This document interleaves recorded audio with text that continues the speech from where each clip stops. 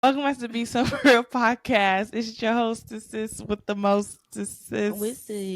It's your girl Angel. Area in the cut. What's up? That was cute. That's cute. How you doing, Dana? I'm good, y'all. How You y'all always take doing? forever to do your intro. She always take forever to say her name. It'd I be this long pause and it'd be like, Dana. like y'all don't know who I am by now. That's, what, that's really what it'd be like. Like, dang, every time. That's crazy. What y'all pulled out the vault for us today? Let's get So into today it. we're talking about disagreeing with leadership. Uh Ooh. oh, Mommy made a leadership. pussy. I was just gonna say, OMG, that's so crazy. Oh Oopsie, mommy man. made a poopsie. So we're talking about disagreeing with leadership and like in what capacity? Like just in general, like Yeah, like well what we have, of course, we have disagreeing with leadership in terms of like with church, and disagreeing with leadership in like marriage and in life, in your relationships, parents, um what other things there is, school, teachers, oh all that wow. stuff. Okay, we break it I down like like So it's that. kind that. of like respect. Yeah. No. I think it Oh. start. No, absolutely. I think it starts in the house, right? I Mm. think as people who are meant to think for themselves, the moment you become of age and you like, I don't like the decision mom is making for me. I don't like the decision mom or dad is making for me. Like, that's where it starts, right? Where you start to disagree because you don't have to be rebellious in your disagreement. It just means that you start to disagree. And so maybe around age 8 or 9, you're like, why can't I go to the park? Like like that don't even make no sense. Like it's broad daylight, ain't nobody up there. Why can't I go to the park?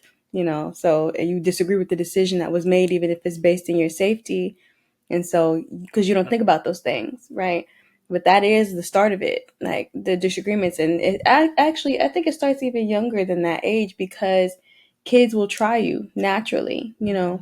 As a newborn baby, they will try certain things, or once they start to become of age, they start grabbing things and putting things in their mouth. And so now you got to be like, no, and that you chasing behind kids because it starts with disagree. That's all disagreements. Mm. Yeah, I think when we're talking about disagreement and it starts in the household, your responses and the way that people communicate it to you affect and roll into the other areas as you discussed when it comes down to leadership because leadership in church, leadership in, in a relationship. If we're talking about when we're starting at the root of like as a young child, if when you may have disagreed with something, it was instantly because I said so, don't ask no questions, sit down, listen, do what I Mm. said, and you weren't handled with, let's say, grace or compassion or even just given some explanation. Now I understand as a parent myself, there's some situations like, oh well, why? And it's like, dude, like it had there I don't know what other explanation besides jumping off one couch to another is dangerous and I'm not going to a hospital that you need not like what else more I can say. Mm. But I think it comes down to effective communication, and I wouldn't say, and I guess you could say like the gentle parenting, but those things play a big part in when a child feels silence and they feel like they have no say, they feel like their words have no power, and they stop asking questions, they stop seeking, that curiosity that allows them to gain the wisdom and the knowledge. It rolls into these other places that get you into a place that you now can come, you can be rebellious because if you're raised in a household where they tell you, oh, you're just being rebellious, you're doing the opposite of everything I say, or I'm, it's nobody really goes into how did I get like this, why did I start responding like this, and why do I feel like if I say something it's going to create a problem, we're going to fall out, now we're not friends, now we're not Mm. church members, now we're not this, now we're not that. And when we're talking about disagreeing with leadership in church specifically, my advice and tips would be to stop idolizing these people's positions. We put our Mm. pastors and we put our apostles, we put our prophets, we Parents. put them, our parents, we idolize them so bad. We put them in this place of idolize, like we put them in a place of an idol.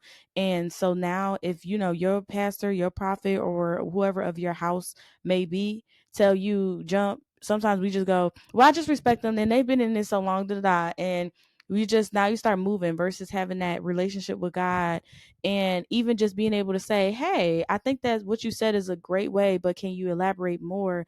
We sometimes think going, I know for myself, I always just speak for myself, I can't speak for other people, I can speak for myself.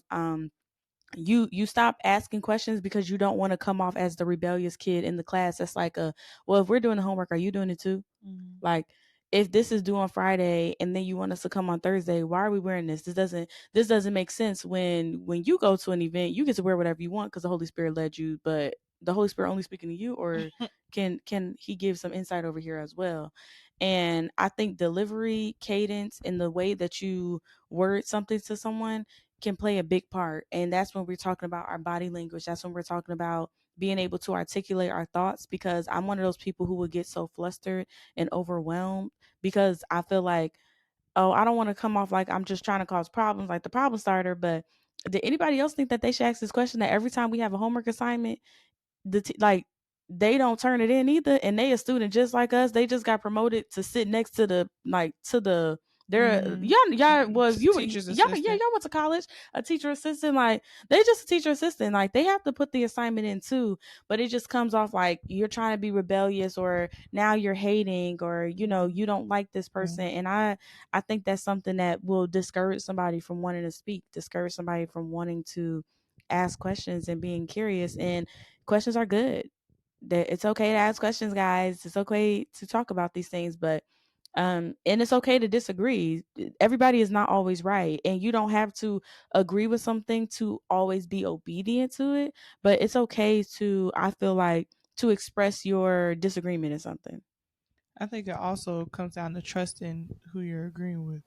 Mhm. Like it comes down to trusting your leadership, who you're under, like your parents, your church leadership, your Mhm. friend. It comes down to trusting these people because, um, and also like you said, where sometimes you'll disagree, but it's still good for you if that makes sense. So, but I do think the main takeaway is you need to be able to trust the people you're letting lead you. Oh, because specifically in this, we're talking about leadership.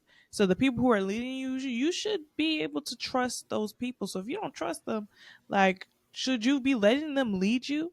You know? Um, I think immediately what I thought about when you said like if you don't trust them, should you like be following them type of stuff? David was led by Saul, and Saul was trying to kill him. He couldn't trust that man with his life. Mm.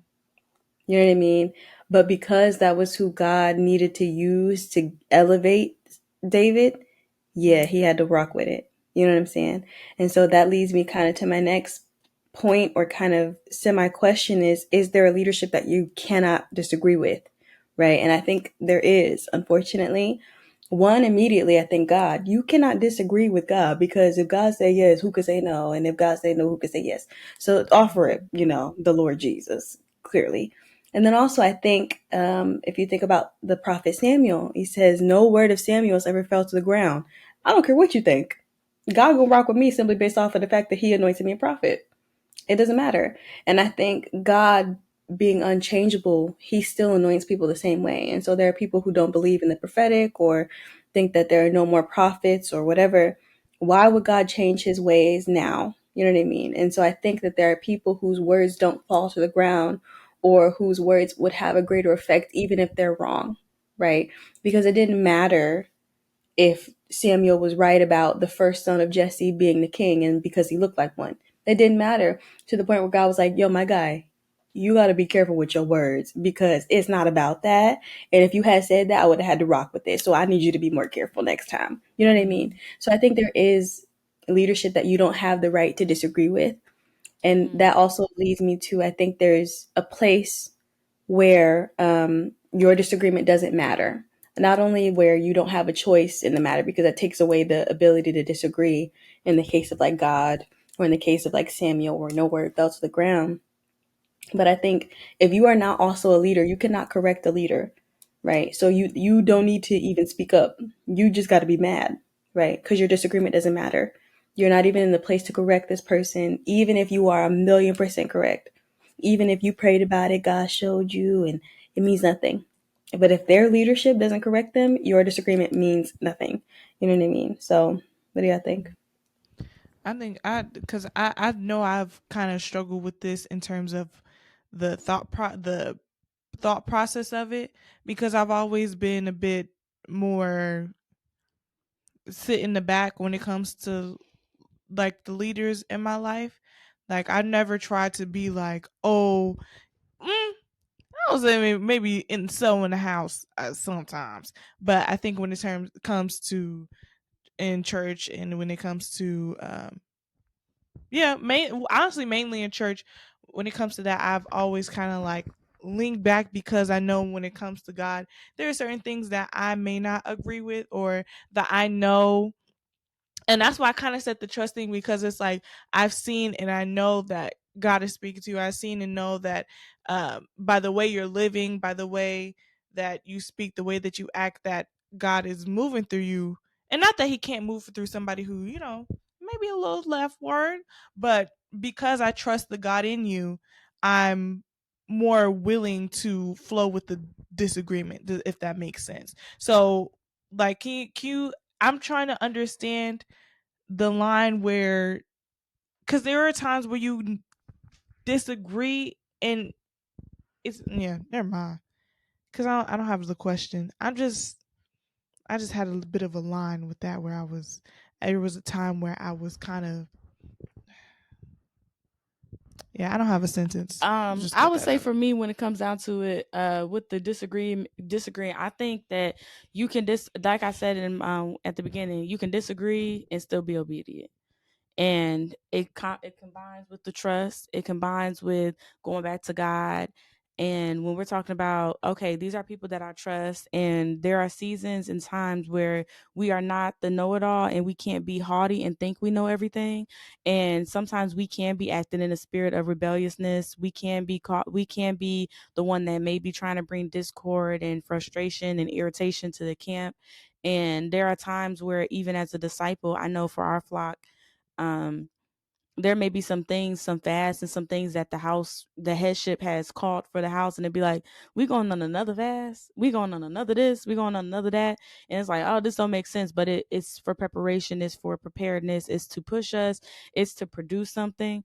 But like I said, when you are disagreeing with something, there's a time and a place that you will, or you may get an opportunity to express your concerns. And I think when you're disagreeing about something, you may not be able to go specifically to your pastor and your prophet of the house and, another leader and say, I don't like how y'all doing this, da, da, da. But you can take those concerns to God. You can, start praying for things to change. And if it's in His will and there is something that is going wrong and going out of alignment of, like there's hurt happening in the camp and things like that, etc., things will start shifting. So I think when we're talking about like disagreeing, we're talking about even in the household, we're talking about disagreeing with our parents. I'm pretty sure there are things that my son may have disagreed with me about as a mom, about why are we moving here? Why are we going there? Why are we doing this? And I think as a parent and as a child, yeah, you kind of just got to stick with it and go with it. Like, you ain't got no choice. If I say we're moving here and you're 8, where you going, buddy? You know what I'm saying? You got to just kind of ride out with it. But I think it all goes down to the person. I think it comes down to the leadership's characteristics. I think it comes down to the leader's way of leading, because there's some leaders who, I know me as a leader, if I ever have like a specific team, I want to hear from the people that are there. Even if God is saying, oh, this is what we're doing. Yes, this is what we're doing, but I want to hear the concerns. I want to hear the thoughts, because I know how it feels to be the person in the audience or the person that's not on the leadership board who feels some type of way about something, but you don't have a voice. And sometimes you don't have a voice at home. You don't have a voice for such a long time. And it just comes down with balance, and it comes down with wisdom, and it comes down to discernment. And this is when we were talking about in our previous episode of just like the wisdom of a wife, and the using that energy. It's the same thing when we're talking about disagreeing with leadership, using that wisdom on like, okay, this is something that I might be disagreeing with, but it doesn't call for a whole meeting. It doesn't cause me to go talk to Sister Carell or my sister Dana and go discuss this and go like, don't you think da da da da. This may just be something that is a personal thing that I have to take to God, leave at the altar, and let itself handle itself. And I have to let go of the control of it. I have to be obedient, like, you know what I'm saying, because this is where I said I was going to serve under, who I said I was going to serve under.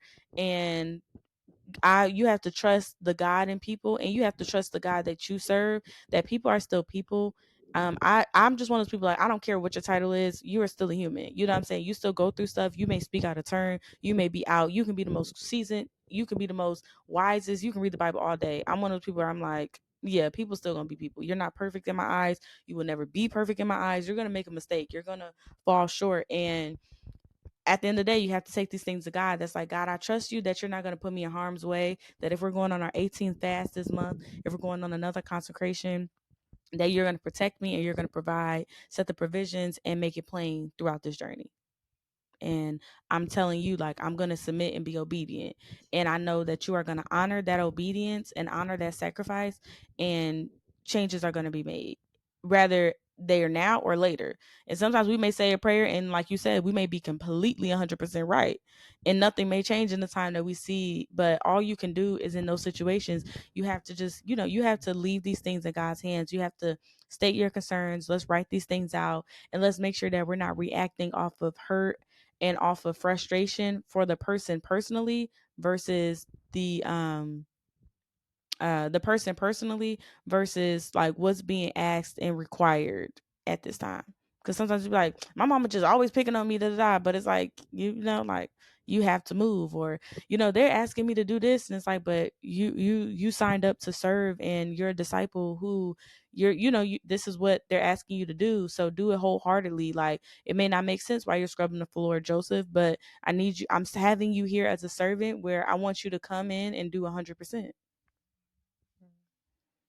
And I'm pretty sure Joseph, while he was in that palace, didn't agree with a lot of things that were going on, the customs, the way they may have done stuff, but he had to be obedient, and he had to go where God had called him. And then time had went on, and look at where he had ended up. But when you're going on your journey, it's one of those things where you just gotta, it sucks. It can make you prideful. It can make you angry. It can make you so frustrated that you want to turn away from the church, from the people, from your mama, from your daddy, from your cousin, from your husband. But this is why, in our preparedness, why God puts us through certain things, to prepare us and to equip us, so that way we can navigate and use our wisdom and discernment when these situations arise. And so that way, we can be the person who ends the cycle. We can be the person who brings awareness to the cycle. We can be the person that brings system to the change. As Dana has said in her other video, like, that was a good idea, even though it was mine. Like, I disagree with the way that you're going about this. Like, you're taking all the credit for my idea, but I had to use wisdom on, like, you know what? It's getting done. It's getting taken care of. This is not the time for me to use this energy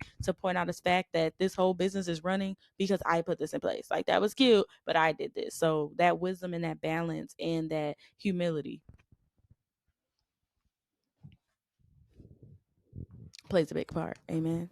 It's one of those Yeah, things. I think in disagreeing with someone, you get an opportunity to see your pride points. You get the opportunity to see where your faults are and the way that you might have or lack wisdom off rip, because there is a right and wrong way to do things. And that also means that there is a right and wrong way to disagree with someone. And with that being said, what are some ways that you have personally experienced the wrong way of disagreeing with someone? What are some wrong? Wait, what? What? What? Say it again. What are some wrong ways? Examples of some wrong ways that you've disagreed with someone. Like, my face. Oh, my face completely. Oh, my face. My face. I completely clock out, and I'm like, anybody else got anything? And like, I completely like disregard it. Um, I just completely turn away. Like, and I'm never talking to you again. Like, yeah, because your way of thinking is off, like off bad, and I can't.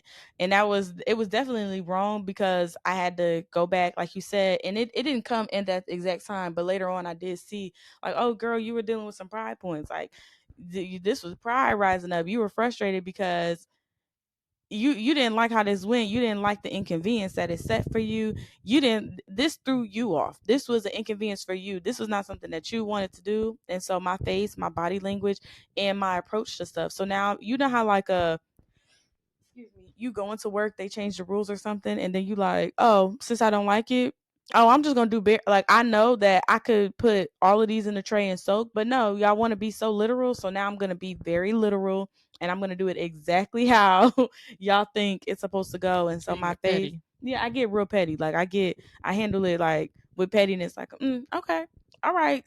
Oh, y'all think this is the right way to stack up a chair? Bet. Now we're gonna stack up all these chairs all wrong, just like this. And then when somebody get hurt, I'm gonna go, this is exactly why I said that y'all needed to set this up the day before, not the day of. But nobody wanted to listen to me. So I think pettiness comes in, frustration, even arrogance, and then my face tells it all. My face will tell you right then, point blank. Now you can't read my face all the time because I'm getting real good at it. Like, you know what I'm saying? Like poker face, you know? I feel like I am, Dana. I feel like I am.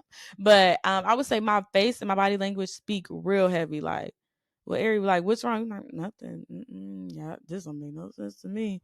Yeah, I don't think it's real weird. Cause I used to be one of those people that would like I was almost like one of those girls, like I would end up calling out like a whole strike or union. Like I would get a few of them and be like, I want you to really think about this. Every time they tell you something about your life, they don't tell you anything about their life, and you didn't change your whole life to alter what they want you to do, and you ain't did a thing. And now that person, because they're not as strong as me, or they don't understand that I can say all this stuff and still be obedient, but my heart ain't in it, and even though it's still wrong, they done did something. Now they hold everything off track, and now they acting weird. Now this whole thing, and now I'm the person who didn't cause discord in the whole group because I done got 3 of these cheerleaders to go, no, let's just not go to practice. No, we're going to wear our pants. No, what are they going to do? Kick us out? Like, that doesn't make sense. It's stupid. That happened 3 years ago. That Well, wasn't us. can we talk about that? Because how do you know you're the leader? Because you're a leader. Like your whole life, you've been a leader. You just didn't want to be. But how do you know you're a leader? Because some people, you may be disagreeing with leadership because you're another leader. Where earlier Dana was saying, like, I think both of you said it, but Dana was saying, like, if you're not a leader, another leader, like, you have no place to correct another leader. Not saying, yeah. If you're another leader, if you're not another leader, you have no place to be correcting the leader. So, like, how do you know if you're in a place to even be correct? Like, if you don't know if you're a leader, does that even make you a leader? It's a lot of leaders. Do you get the question I'm asking? If Do you're you know? always in a place to be corrected, is that what you just said? How do you know if No. you're always in a place to be How, corrected? how do you know if you're in a place to be able to correct? Sorry, forgive me. Okay. Wrong words. To correct. How do you know if So you're you gave the example of you would start a union and end up you end up saying like, y'all don't see this is a little funny. Like you like what is a leader? How do you know you're a leader and what is a leader?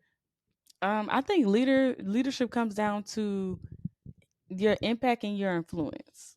So for somebody who purposely runs away from any type of leadership, because I do not be calling for it. I do not know how I become the advocate or I become like the starlight person. I don't know how it happens, but it continues to happen. And I'm one of those people like you go to McDonald's, you're like, oh, I just came here to work. Even with ministry right now, I came here to get closer to God. I never and I still don't be asking to be in no leadership. I just wanted to come to church. I wanted to, like, if I ever did anything, maybe hand out pamphlets for our Sunday, you know what I'm saying, our Sunday group. But I never had no desire to sit on the pulpit. I never had no desire to be on the first three rows. My thing was always like get cute, go to church. Like, you know what I'm saying? In my delusional world, my husband was gonna be either in the pews ahead of me and he kept looking back and I'm like, you know what I'm saying? Or he was behind me and I kept looking back and I'm like, you know what I'm saying? We were just clapping to the worship music. And sometimes I may have sung up there with the choir. I never, ever, ever wanted to be a leader.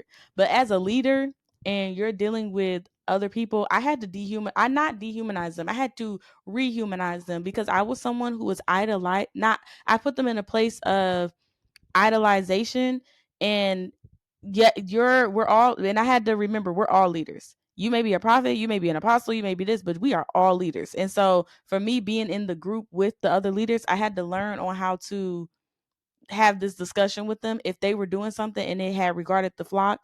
But my delivery was something I had to work on and I'm still working on because I'm one of those people that I'm just like, no, because I don't know how to explain it. I do not like I think a lot of I can't even explain it. All I know is that there be leaders that be the lead, like everybody listens to them, and then on the back end they'll have like their opinions and stuff, and you're like, why y'all didn't say Like a nothing? dictator. Yeah, like a why y'all didn't say nothing, like, and it's just like a well, we trust this person, that what's it called, but it's like if she says we're all wearing blue, or if this man say that we all wearing green because he just think it's cute, not Holy Spirit led him, he just like I think it would be cute, and like well what's it called, everybody just goes yeah, then you talking to them in private and they like yeah the green didn't really make sense because we don't have that, and it just be I don't know, I get real rebellious, I just get real. I don't think it's you be getting rebellious. I think it just you're navigating. You have to accept that you're a leader. You said, ma'am, you have to accept your leader because you said a leader is somebody who has influence, somebody who, yeah, somebody who has influence.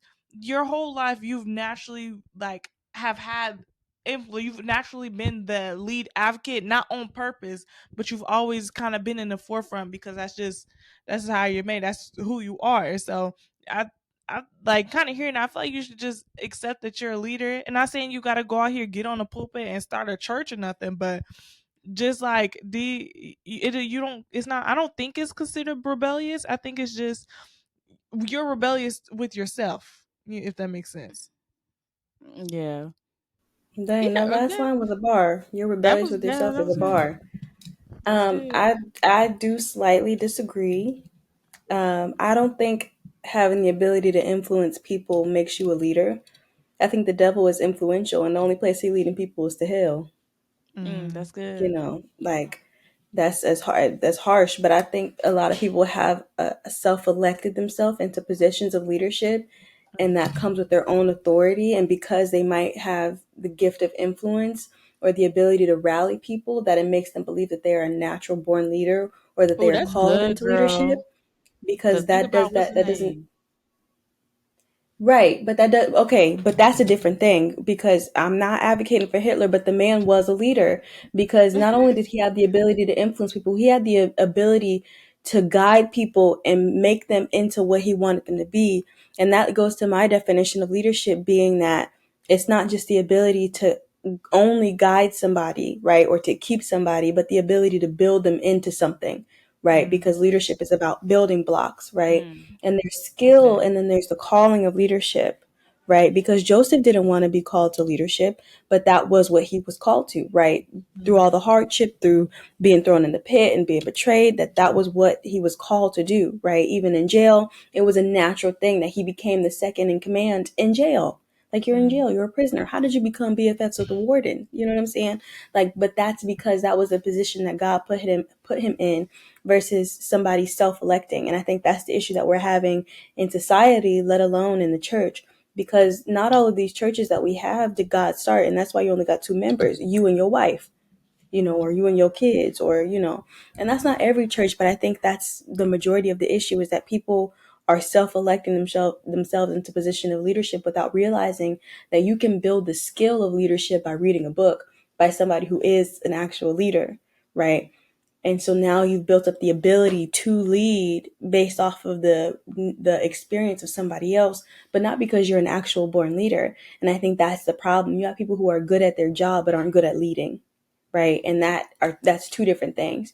You may be good at cooking, but you may not be a Michelin star who now has to train up sous chefs, and you know what I mean.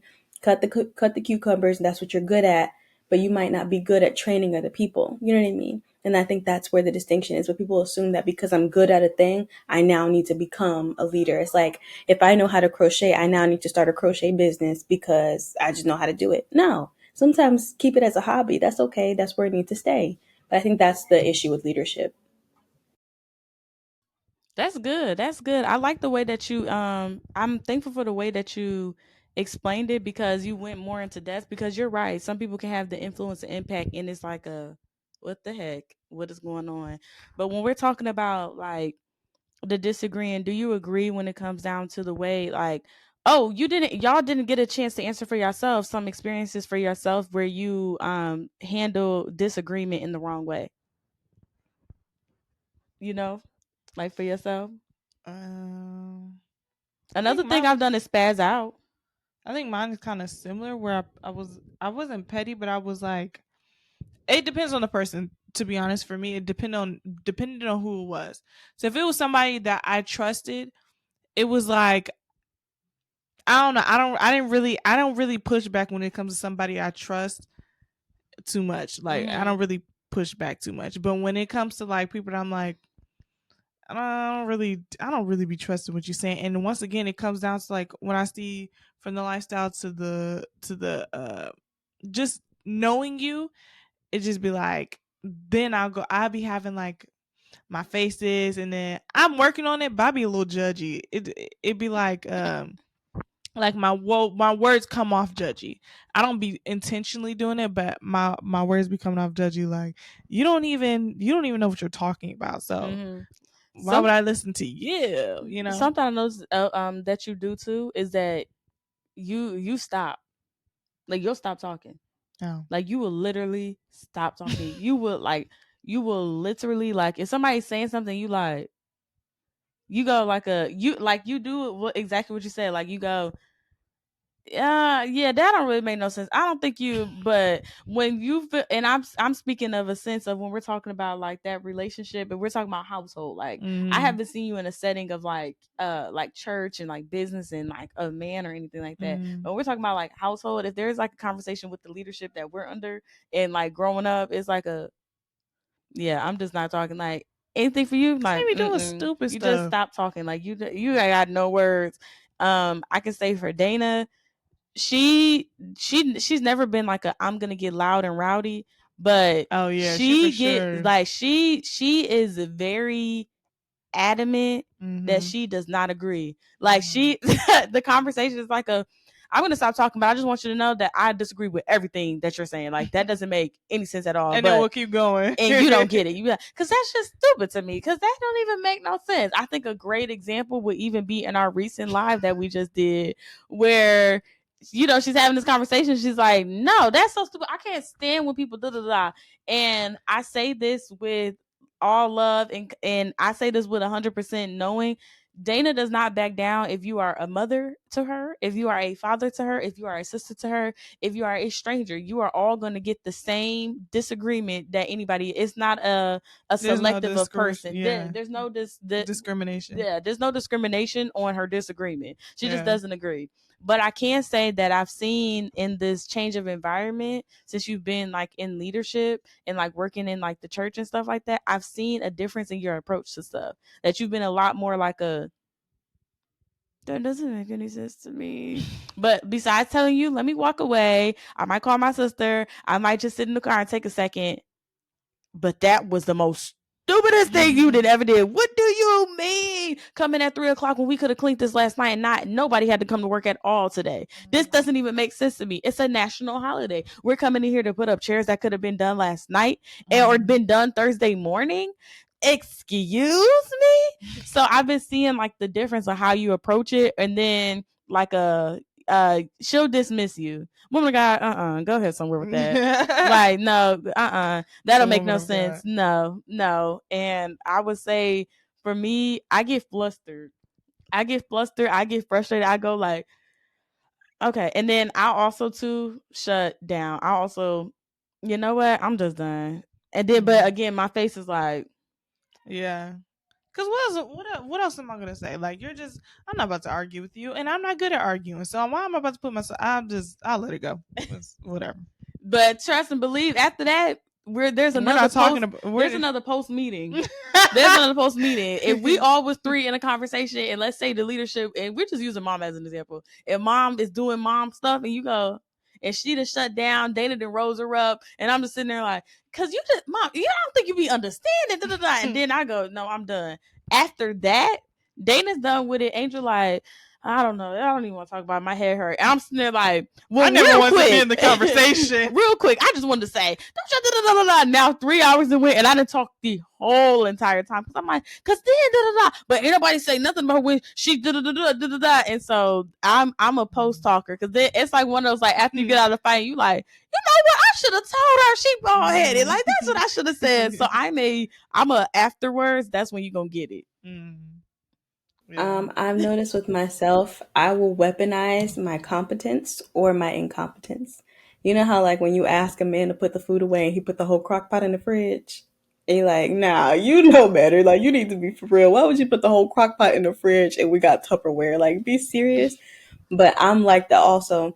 And so if I don't think it makes sense and this is what you want to do, I'll do what you ask. Even though this does not make sense, I will do what you ask, because when I tried to ask you and I like, this is a real example. Okay. This was a we had to do something and I was worried about the environment that it was in, because I was like, the person who was here and volunteered their services to help, they're not in the best of health. And I was like, it's only me and this person. And I said, I don't want to overwork them. That was my first concern. And then I said, well, you also have all of this going on. So does it make more sense to wait and da da da? And this person, they were like, no, just do what I asked. He said, he has a habit of saying that I think I'm smarter than him. And I don't. I think we think differently. And if we can come together and do it, like if we can brainstorm together, then maybe your thing does work best. But it also helps me to help you if I understand what you want me to do. But just doing it just to do it, like just because I said so, has never worked for me, right? It's never, and I'm learning to get over that, because you kind of have to as you grow up and as you learn, life is just life and it will happen as it happens. But in that case, I was like, okay. And then he was like, he came up to me and he was, because I was moving something the way that we always do, but you didn't communicate this thing to me. And so I'm doing what we always do because that's what we always do. But in your irritation of whatever you had going on, you didn't explain that to me. So now I can't help you to the best of my ability. So I do this thing and you go, you're doing extra work. Just do what I asked you, okay? Because you try to da da da. And I'm like, you didn't say any of that. But I'm not about to argue with you because of the position that you're in. It's not my right to do so. And so then this person leaves. The very things that I was trying to bring up to you happen, but you don't know it because you weren't here. So in their mind, they were 100% correct. But I'm like, this is the thing. Then everything that I was concerned about happened, because I'm like, sir, we haven't seen her in a couple weeks because she hurt her back. But I told you that, and you're like, no, she's fine. But you weren't listening to me. And so I sometimes will weaponize my competence by removing it from the situation, because you don't want me to think I won't think. Because my brain is my best feature. I'm gonna be honest with you. I'm a very pretty girl, but the best thing about me is my ability to think, my ability to, go ahead and be like, okay, to put things together. That's my best feature, my best character. Like, that's my best thing. And so if you don't want that from me, or you want to only apply it when it works for you, then I'm going to take it away. You won't have access to it. And so that's a bad habit, and it's a little petty, but I'm also doing what you asked. And so the point of, you can disagree in obedience, but that's what you asked me to do. I'm going to do it. And when it comes back and it bites you in your behind, honey, I'm not giving you calamine lotion because you didn't ask me to get it. So that's where I'll be at. Like, I will weaponize it, and I do it on purpose. And it's not a good thing, but it's working, because it helps me. But what it also does is that person has gotten into the habit also of calling me lazy, and I don't like it, but I'm suffering through it, because I need you to realize that what you want from me, or what you were asking of me, you didn't actually want it. So now that you don't have it and you'll miss it, then it'll become a thing because you're missing it, which is why it's now, well, you're lazy. You're like, where have you been? No, I'm doing what you asked. This is what you asked me to do. And if I go the extra mile, or if I go and make the extra step, I'm annoying, or I'm getting on your nerves, or I'm overstepping and you're going ahead. And so I won't do that with you, right? I will do it in the field that I'm able to do it in. Like, let's say this is church. If I am serving at church and I'm in a position of leadership, I have a greater ability to make executive decisions because I'm the only one there. But if we're at work and I also work in facilities, I have a boss that I report to, but he doesn't work on facilities. So if I go on a service day and I go, yeah, this year can't be here, it won't be there at least for service. They might put it back on Monday, but it won't be there for service. You know what I mean? That's the wisdom and being able to differentiate between the two, which is why I think they can say things like, "Oh, well, you've been that." I hated that, and because I'm not a lazy person, I'm not. I hated that. Like, it irritated me so bad, but I'm choosing not to engage with it anymore because I'm giving you what you asked for. You know what I mean? That's so I've started to weaponize my competence by taking it away. Mm. I like that though. I like that. And I think it goes back into soft life. And you were saying so many profound things that really like shine the light on stuff, because a lot of stuff comes down to our self reflection and the things that we have to like evaluate and go, okay, again, pointing down on that wisdom versus folly. Like that wisdom plays a very big part on how we handle certain situations, how we move forward, how we process, and also our self value. When you understand, hey, my brain is powerful. How about this? Takeys, awakeys. So, with all of that being said, it is now time for Mocha Letter. We got a Mocha Letter. We got a Mocha Letter. We got a Mocha Letter. Let's find out what's going on. Okay. Dear Ari, I hope you're doing well. I'm writing to seek your advice on a situation that's been causing me some inner turmoil. Disagreeing with leadership. I'm an active member of my church and deeply respect our leadership team. However, recently there have been discussions and directions and decisions that have taken by leadership that I fundamentally disagree with. I believe my concerns are valid and come from a place of wanting the best for our community, but I'm struggling with how to voice my disagreement respectfully and constructively. I fear that speaking up might be seen as disrespectful or cause division, but staying silent feels like I'm not being true to my convictions. How can I express my concerns in a way that promotes understanding and positive dialogue? What are some strategies for navigating disagreements with leadership without damaging relationships or causing unnecessary conflict?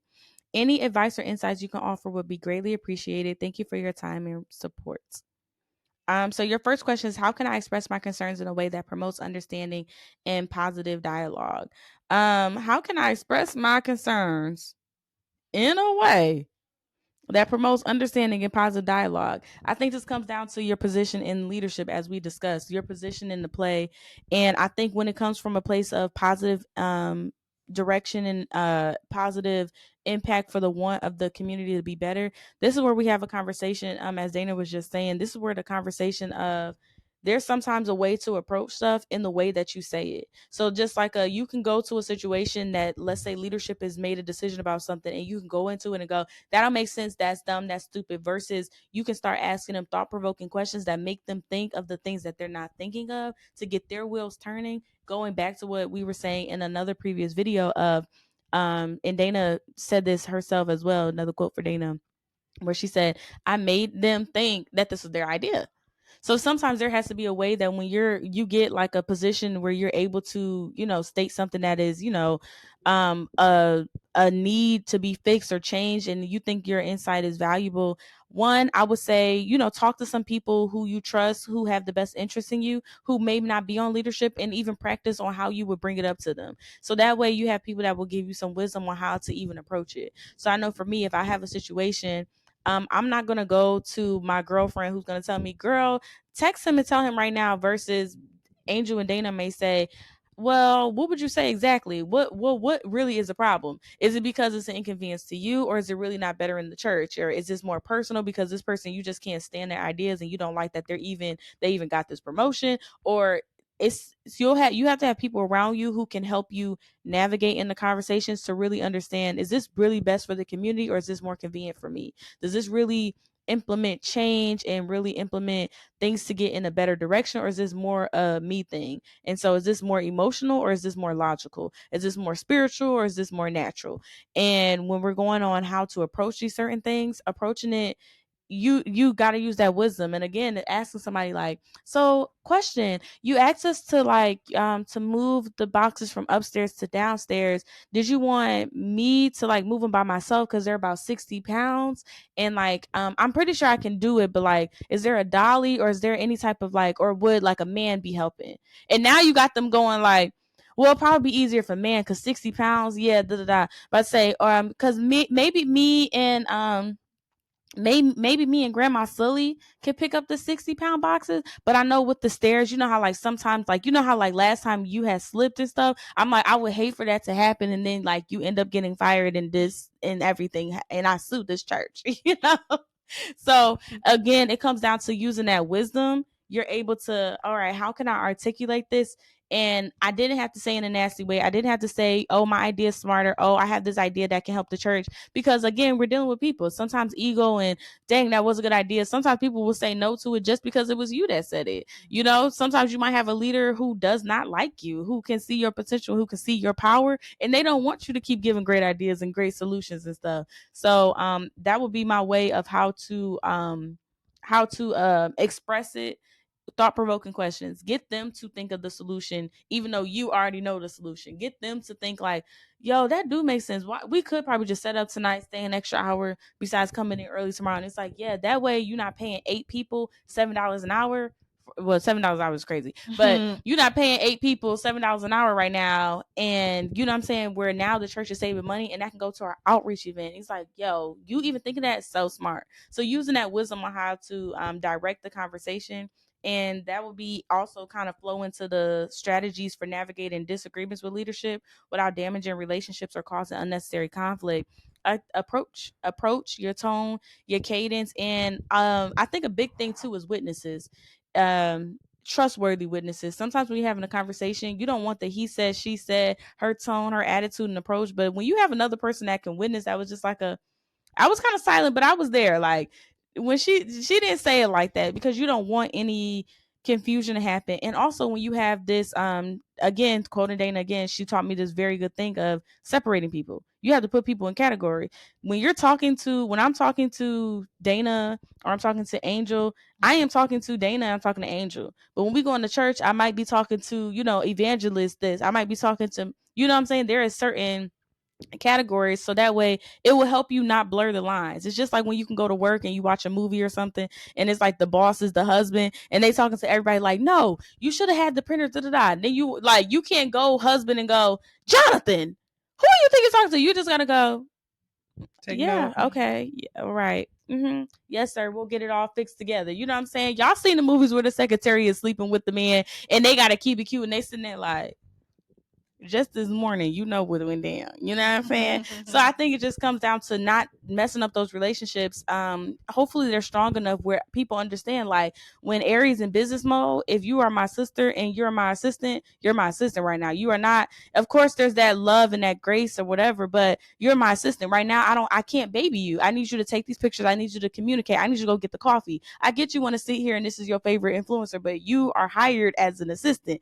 We can get you pictures once we clocked out and the work is done. You're here to work, baby. Like I need you to work, but you can't blur the lines. And so I think when you're establishing these things and relationships are changing and you and your boss are getting closer and y'all now starting to go get drinks on Friday night, the whole team is coming out for dinner and the whole team is getting lunch, you got to take those moments and go, okay, let's make sure that we don't get the lines blurred, that the same person that was doing karaoke with me on the stage can also be giving me orders the next day in the morning.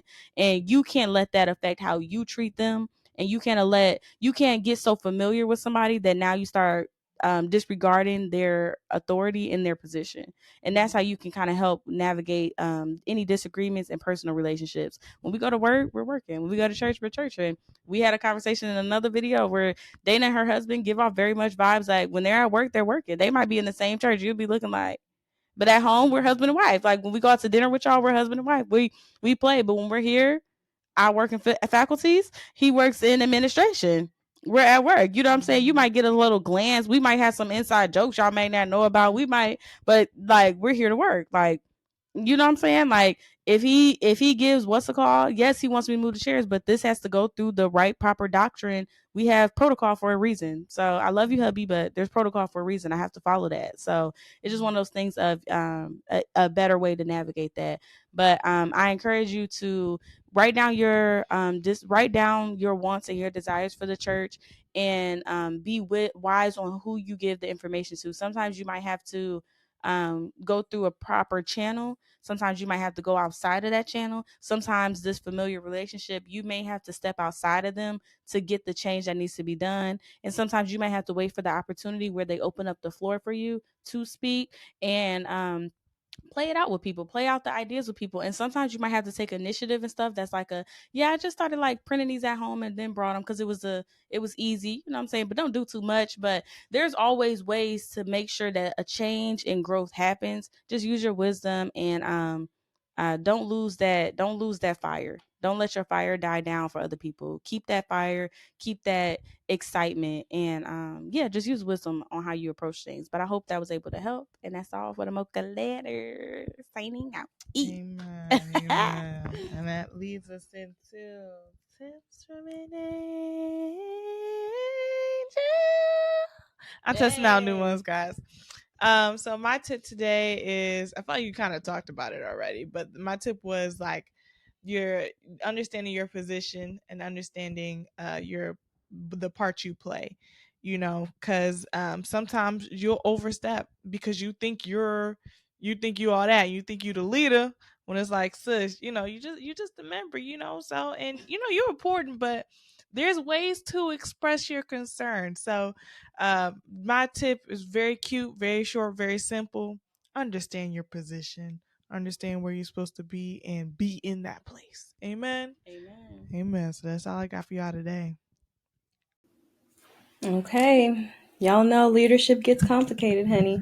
Being a leader, being a follower, being a disciple, whatever word you want to call it, it all gets complicated, especially when you have your own thoughts, opinions, and your own goals and things. And it gets complicated. It gets busy, honey. But Speak Easy always simplifies it, because we always gonna read the Bible, amen. So I do have a verse for us, and I first want to preface it by saying nobody likes to be wrong. Everybody likes to be right, okay? It's a natural place to be. You naturally think that you are the smartest thing since sliced bread, honey. That might not be true, and let me tell you why. Philippians 2 and 3 says, this is NIV version. I'm a KJV girly, but for NIV, it just, everybody can, understand it. The theys and nows ain't there, but it says, do nothing out of selfish. It says, do nothing out of selfish ambition or vain conceit. Rather, in humility, value others above yourselves. Okay. So if you are in a position and you have an idea, this is how you know if you are right to say something or to present it or propose it to somebody, is if you think that they have to do it, then you have already entered into conceit. You've already started from the wrong foot, and it will never go through, right? Because God won't allow it. He says, I resist the proud. He puts them afar off. And proudness or pride is the opposite of humility. So if you already think that you are better than, or your idea is better than, you're off to a wrong start. Even if your idea is better, you're wrong off rip, because you have exalted yourself above everybody else, right? And doing so puts you afar from God, especially if you're disagreeing, especially if your disagreement is is in the place of church, right? If you're in church and you disagree with somebody, or you disagree with leadership, and they don't do it the way that you want it to be done, and you just can't deal, and you're done completely, then you're wrong, because disagreement or pride doesn't always have to be spoken. Sometimes it's felt. Sometimes it's the change that makes it felt, or it makes it noticeable. And so you have to be careful, especially with people who are quote unquote spiritual, because they might pick up on something, and then God just might resist you by putting his hand down on you instead of lifting it up, that you may be elevated because of your disposition in your rightness. So be smart, be wise above all else, be gentle, be humble, but always, always, always be so, so, so for real. Be We so for love you. real. Make sure you tune in for our Monday live streams. Make sure your notifications are on so that you never miss an episode on a Friday. Make sure you are dropping comments of the topics that you want to watch, or even if you just learned something, or if you thought different, because we love to hear it. This is a place of open dialogue. We want The to hear everything sisterhood. and all thoughts. It really is a sisterhood. It's a community for you. And so the same way you're here for us in so many other ways, we want to be here for you. And if you have any place where you need advice, make sure you send a Yomoko letter. We want to hear Email us. you need tips. Get you some tips from an angel. Who else? Who's better to Mm. get tips from than an angel? So make Amen. sure Amen. you guys tune in. We love you, and until next time. Peace Lucy. out.